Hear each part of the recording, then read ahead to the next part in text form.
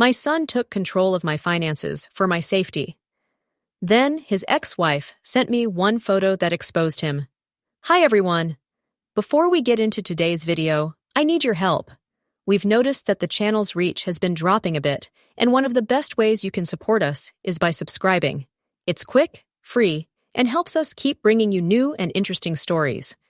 Your support means the world to us, and together, we can grow this channel. Thank you so much. Now let's get to today's story. I'm writing from a temporary account for obvious reasons, and I've changed some details to protect my anonymity. I was 68 years old when my son suggested I wasn't capable of managing my own money anymore. It wasn't put that bluntly, of course. David was never that crude. He was gentle about it, the way he'd been gentle about everything since his father died. He'd sit at my kitchen table with his coffee always black, no sugar, just like Tom used to drink it. And he'd say things like, "Mom, you're doing too much. You shouldn't have to worry about all this." Or, "These financial institutions prey on people. Let me help you protect yourself." I was proud of my son. That was the foundation everything was built on. David had become a successful investment manager. He had a corner office in a glass tower downtown, a condo in the expensive part of the city, a car that seemed to change every few years. He'd married well, I thought. Rebecca was beautiful and accomplished, worked in marketing, and then he'd divorced. The divorce had been amicable, he said, though I noticed he didn't see his daughter Maya very often after it was finalized. Still, I was proud. My boy had made it. He'd worked hard, and the world had rewarded him. I was less successful. I'd been a teacher for 42 years, and Tom had been a mechanic. We'd lived a comfortable, modest life. When Tom died, it was a sudden heart attack. Like everything important in my life seemed to happen suddenly. I was left with the house, a pension, and some savings. Not a fortune, but enough. Enough for me to live on, to travel a little, to help out my grandchildren at Christmas. Enough for a decent life. After Tom died, David became my translator of the modern world. He set me up with email. He helped me understand my pension statements. He explained compound interest to me, something Tom had always handled. Gradually, I let him take over more. Not because I was incapable, I wasn't, not then, but because it felt good to have someone care for me. After spending 40 years taking care of students, and then taking care of Tom in his final years, someone taking care of me felt like a gift. The first concrete step came about 6 months after Tom's funeral. "Mom, I want to set you up with some online banking," David said. "It's more secure than the way you're doing it now. Safer, too.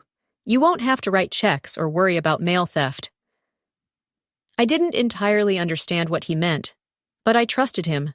I always trusted him. He was my son, and he worked in finance, and he was looking out for me. He brought over his laptop and showed me how to log into my bank's website. My password was something I'd chosen, a combination of my maiden name and Tom's birth year. David nodded along, memorizing it, though I didn't consciously register that he was doing that. He explained how to transfer money, how to check my balance, how to set up alerts for unusual activity. "You're all set," he said, smiling at me. "It's really convenient. You can check your account anytime from your phone." I got a smartphone shortly after. David helped me set that up too. He installed the banking app, showed me how to use it, and somehow, I'm still not entirely sure how it happened, I gave him access to see my account balance. "Just so I can keep an eye on things," he said. "Make sure there's nothing unusual happening. These criminals are getting smarter every day, Mom." That was when the gradual fading began. Not of my abilities, but of my autonomy. Like standing up too quickly and feeling the blood drain from your head, it happened slowly enough that I didn't quite notice it until I was already lightheaded. The first thing I noticed was that my bank statements stopped coming in the mail. I asked David about it. "I set it up so they go to my email," he said. "Paperless billing, Mom. It's better for the environment. And frankly, I can monitor things better that way, making sure nobody's stealing your identity or anything like that." It made sense. It sounded like something a responsible son would do. Next came the credit card. I'd had the same credit card for 15 years. I didn't use it much, mostly for gas and groceries. But one day, David suggested consolidating my finances. "You've got multiple accounts, Mom. It's confusing.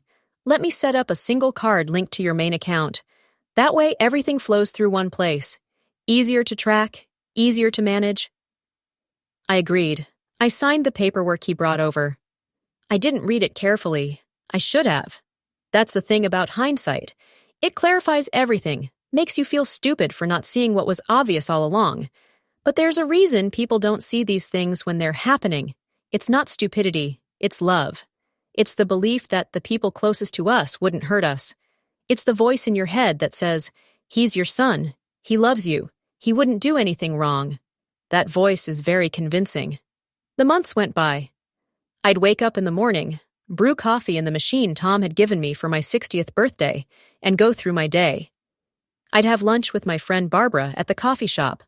I'd volunteer at the library, shelving books, and helping patrons find what they needed. I'd tend to the garden that Tom and I had planted together 20 years ago. I lived a quiet life, the kind of life we'd always planned to live together in our retirement. Except Tom wasn't there. And increasingly, I wasn't entirely sure what was happening with my money. I'd try to check my balance on my phone, and David would say, "Mom, don't worry about that. I'm handling it. Just tell me if you need anything, and I'll make sure you have it." He was patient with me when I asked questions. He'd explain things as if I were a child, speaking slowly, using simple words. And I'd feel stupid, so eventually I stopped asking. I'd feel the cold beginning to creep in, that first indication that something wasn't quite right, and I'd push it away. "He's helping you," I'd tell myself. "He loves you. Stop being paranoid." Once I tried to access my account from the computer at the library, just curious, wanting to double-check something, and I couldn't remember my password. I must have reset it, I thought. David must have reset it for me. When I asked him about it, he said, "Yeah, I changed it. Better security that way. If you need anything from your account, just let me know." I let it go. Looking back, I can mark specific moments when the betrayal became almost audacious. When my coffee table, a modest thing, nothing special, but it had been Tom's father's, brought over from Ireland, disappeared because David said he'd have it restored, and it never came back. When I asked about it months later, he said, "It was damaged beyond repair. I had it disposed of." I never found out if that was true. There was the time I wanted to buy Rebecca, my daughter-in-law, or ex-daughter-in-law, more accurately, a birthday present. Something thoughtful, something from me. I asked David to transfer me some money so I could buy it. "What do you want to get her?" he asked. I told him a piece of jewelry, nothing extravagant. He bought it himself and gave it to Rebecca, telling her it was from me. When I tried to do something myself, he'd intervened. He had to control it all, the gesture, the selection, the giving. Everything had to flow through him. The photo came on a Tuesday afternoon in November. I was sitting in my living room, reading a book, a mystery novel, something light and undemanding, when my phone buzzed. I had a text message from an unknown number. I almost didn't open it. At 68, I was still cautious about messages from people I didn't know, but something made me click on it. The first message was text. "Hi, Mrs. Chen. This is Rebecca, David's ex-wife. I'm sorry to contact you like this, but I need to show you something. Please look at the photo attached." My heart started beating faster. Why would Rebecca be contacting me? Why the secrecy? And why was she calling me Mrs. Chen? We'd always been on a first-name basis, or she called me Mom. I opened the attachment. It was a photograph of my son standing in front of a villa. Not a modest house, not a nice colonial like ours. A villa, all white stone and arched windows, with a pool in the foreground that looked like it cost more than my entire house. David was wearing an expensive-looking suit and sunglasses, his arm around a woman I didn't recognize. He looked relaxed, happy. The kind of happy that comes from having everything you want, and more. I stared at that photograph for a long time. Below it, Rebecca had sent another message. "Mrs. Chen, I need to tell you something. I should have done this a long time ago, but I was afraid. Can we talk? I called her. My hands were shaking as I dialed. Thank you for calling back, Rebecca said. She sounded nervous, which somehow made me more nervous. I didn't know if you'd want to talk to me. David has probably told you we're not in contact much. What is this about? I asked. She told me. It took about 20 minutes, and with each detail, I felt something inside me breaking. Not dramatically, I didn't cry, didn't yell. It was quieter than that. It was like watching a building collapse in slow motion, knowing that when it was over, the landscape would be completely different.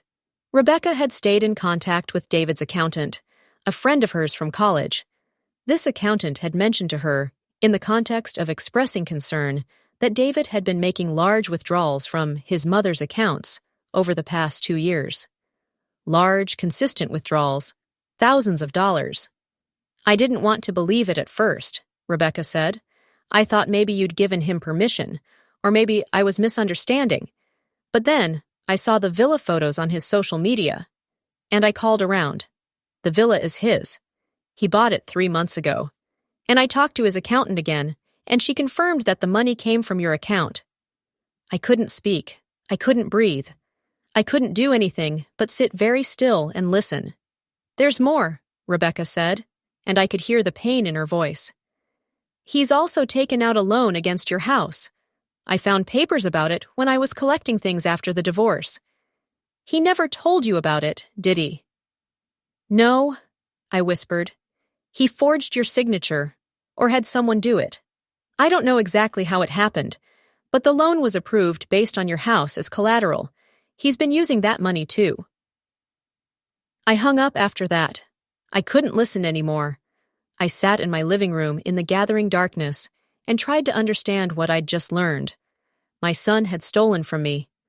Not just taken money, that would have been bad enough, but systematically, carefully, over years, drained my accounts and stolen my house out from under me without my knowledge. And the worst part? The worst part was that he'd done it while telling me he was protecting me. That night, I went through every document I could find. Bank statements that I found in a drawer, old ones, from when they still came in the mail. Mortgage papers for the house. Loan documents that I had no memory of signing. As I read through them, the full scope of what he'd done became clear. He'd taken approximately $230,000 over the course of 18 months. He'd taken out a second mortgage on the house without my knowledge or consent. He'd set up the online banking specifically so he could monitor and control all my transactions. The credit card he'd insisted I get, it was linked to a joint account that he controlled. Every time I spent money, he knew about it. Every time I wanted to do something, he had to approve it. He'd built a prison made of financial instruments, and I'd walked into it willingly because I trusted my son. I called David the next morning. I asked him to come to the house. He arrived at 10 o'clock, bringing coffee from the expensive place downtown, the kind of gesture that suddenly felt obscene to me. "Mom, what's going on?" he asked, settling into the armchair, Tom's armchair, as if nothing were wrong. "Rebecca called me. She said she'd contacted you. I'm not sure what she told you, but—" "I talked to my bank yesterday," I said. My voice was steady. I was surprised by how steady it was. I had to call them and ask questions because apparently I don't have access to my own account information. "Do you know what they told me?" David's face changed. Just slightly, just for a moment. But I saw it. The flash of calculation. The moment when he realized the game was over. "Mom, I can explain." $230,000, I continued. "That's what you took. Plus another $110,000 through the home equity line of credit you opened in my name without my permission.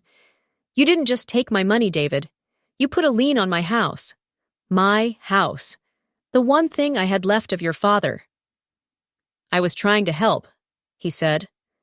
And he actually sounded sincere. That was perhaps the most infuriating part. He actually believed what he was saying. "I was trying to protect you. You don't understand how dangerous the financial world is, Mom.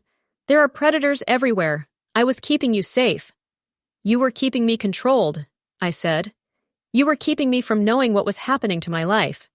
You told me to trust you, and I did. And you used that trust to rob me. I didn't rob you. His voice rose. I invested your money. I made smart choices that you couldn't make. I was thinking about your future. My future? I laughed, and it sounded bitter even to my own ears. David, you didn't give me a future. You took my present and sold it. You took the house your father and I built and used it as collateral for a villa I didn't even know existed. He stood up. This is ungrateful. This is so ungrateful. Do you have any idea how much I've done for you? How much I've sacrificed? Sacrificed? You took my life savings and bought yourself a vacation home. I did it for you, he shouted. I did it all for you. And maybe there was some truth to that. Maybe in his own twisted way, he'd convinced himself that he was acting in my best interest. Maybe he really did believe that controlling me was protecting me. Maybe he genuinely thought that stealing from me was justified because he knew better than I did what I needed. But the truth doesn't change based on good intentions. The truth was that I'd given him power over my life, and he'd used that power against me. Get out, I said quietly. Mom, get out of my house. He left, but before he did, he said something I'll never forget. He said, You'll regret this. When you're old and sick and you need help, you're going to wish you'd been nicer to me. That threat, that casual cruelty, was perhaps the most honest thing he'd said to me in years. It was the moment I understood that I didn't know my son at all. The man I thought I'd raised, the one I was so proud of, didn't exist. In his place was someone I'd never really met. I called a lawyer the next day. Her name was Patricia Chen, no relation, but there was something comforting about sharing a name with someone who seemed to have all the answers I didn't. This is complicated, Patricia told me after reviewing all my documents. The forgery is criminal. The fraud is criminal. But proving it and recovering the money are two different things. He used sophisticated methods. He covered his tracks. It's going to take time, and it's going to be expensive. How expensive? I asked. Between $5,000 and $15,000, depending on how complex the litigation becomes. I didn't have $5,000. I didn't have anything. My savings were gone. My house was heavily mortgaged. I was 68 years old, and my son had effectively stolen my retirement, but I said yes anyway. There's something else, Patricia said. The good news is that you have stronger legal standing than you might think. The forgery is clear-cut. The unauthorized loans are clear-cut. You have documentation. You have text messages from his ex-wife. You have bank records. We can pursue this. But I need you to understand this is going to be difficult. This is going to be painful.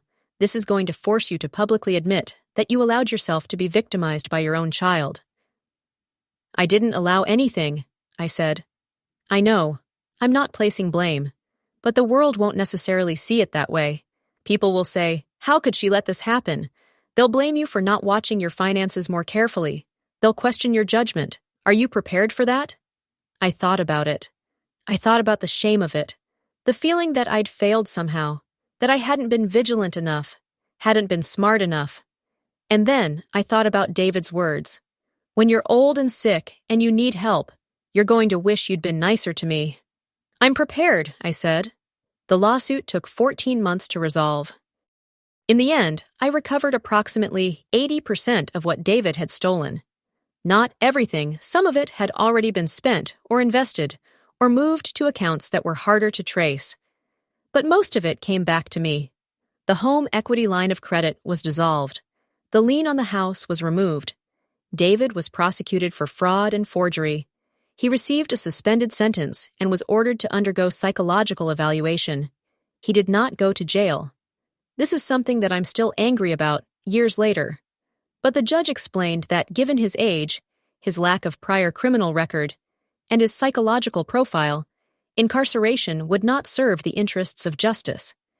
Instead, he was required to have no contact with me or with his daughter Maya, and to complete a program for financial offenders.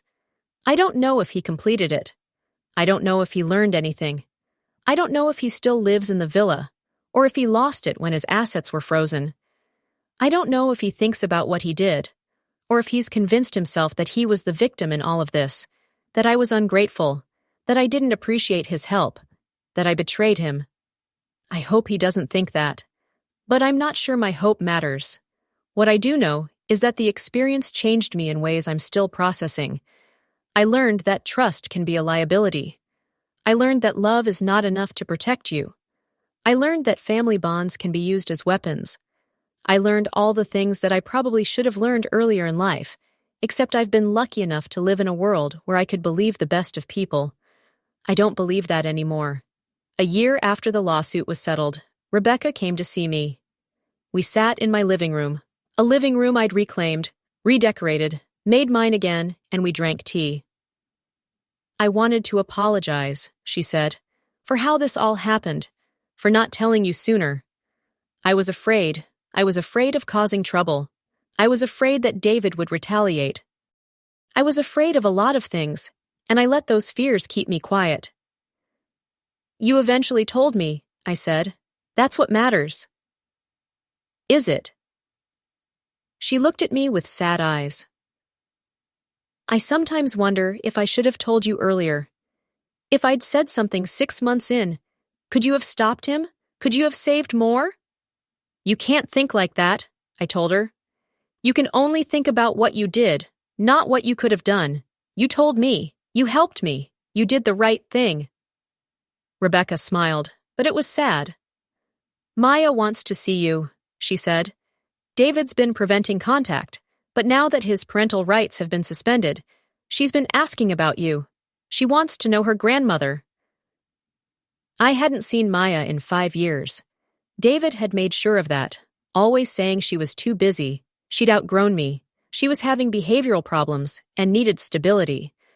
I realized now that all of it had probably been lies, designed to keep me isolated, dependent, trapped. I'd like to see her, I said. We arranged it for the following Saturday. Maya was 17 now, beautiful in a way that reminded me painfully of David before I knew what he was capable of. She was quiet, uncertain, clearly not sure what to expect from me. Hi, Grandma, she said. My mom said, well, she said there was a lot of misunderstanding. That was delicate. That was generous. What there had been was far more than misunderstanding. We talked for 3 hours. I didn't tell her details. She didn't need to know the specifics of her father's crimes. But I told her that I'd missed her, that I'd wanted to see her, and that it hadn't been her fault that we hadn't been in contact. At the end of the visit, she asked, Do you still love my dad? I had to think about that. It was the hardest question anyone had asked me in months. I love the person I thought your father was, I said finally. I don't know who he actually is, so it's hard to love him. But I'm trying not to hate him, because hate is exhausting, and I don't have that much energy left. So I'm somewhere in between, not forgiving, but also not consumed. Does that make sense? Yeah, Maya said. I think it does. I made her my legal guardian, not legally, not in a formal sense, but in a way that mattered more. I gave her power of attorney for my finances. I made her the executor of my will. I made it clear that when I needed help, as I inevitably would as I aged, it would be her I turned to, not my son. The reaction from my friends when they learned what David had done was immediate and overwhelming. Barbara brought casseroles for a week. My bridge club friends called to say they'd always known something was off about him. My other friends from the library sent flowers and cards. I realized, surrounded by love. I just hadn't been paying attention to it because I was so focused on proving myself worthy of my son's love. It's funny how trauma can clarify things. In the months after everything came to light, I realized that I'd been seeking David's approval for decades. I'd wanted him to think I was smart, capable, worthy of his help and protection. I'd wanted to be the kind of mother that produced a son successful enough to need to protect me, and in that seeking, I'd made myself vulnerable. I'm past that now. I'm not past the anger. I don't think I'll ever be fully past the anger, but I'm past the shame. I'm past the self-blame. What happened to me is what happens to people when they trust the wrong person. It's not a character flaw, it's a tragedy. I'm 72 now. I live in my house, the one Tom and I built, the one my son tried to steal. I tend my garden. I volunteer at the library. I have lunch with Barbara. I see Maya regularly. I'm teaching her about finances, about how to protect herself, about how to recognize the warning signs that I missed. Sometimes I think about David. I wonder if he's happy in that villa, or if the money brought him no satisfaction because it was always tainted by the theft. I wonder if he thinks about me, or if he's convinced himself that I was the villain in this story. But mostly, I try not to think about him at all. What I do think about is this. My son told me he was protecting me from the world. But what he was really doing was protecting the world from me. He was making sure I never found out who he really was. He was keeping me in darkness because that's where he could control me. The moment I stepped into the light, the moment I saw that photograph and understood the truth, everything changed. I finally know my son. And knowing him, I understand that I never did before. The person I thought I'd raised doesn't exist. In his place is a stranger who shares my DNA and my history, but not my values, not my integrity, not my capacity for honest love. I don't know if that's sadder than if he'd simply been a bad person all along. If he'd been born cruel, born dishonest, then maybe I could forgive myself for not seeing it. But he wasn't born that way. Somewhere along the way, he chose to become the man who would steal from his own mother. He chose to lie. He chose to betray. He chose comfort over conscience. And once he made those choices, I had no choice but to see him clearly. It's taken me time to stop regretting that clarity. It's taken me time to understand that knowing the truth, even when it's painful, is better than living in a comfortable lie. My son took control of my finances for my safety, he said, but what he really took was my blindness. And in taking that, he gave me back something more valuable than money. He gave me the truth. And that, finally, was enough.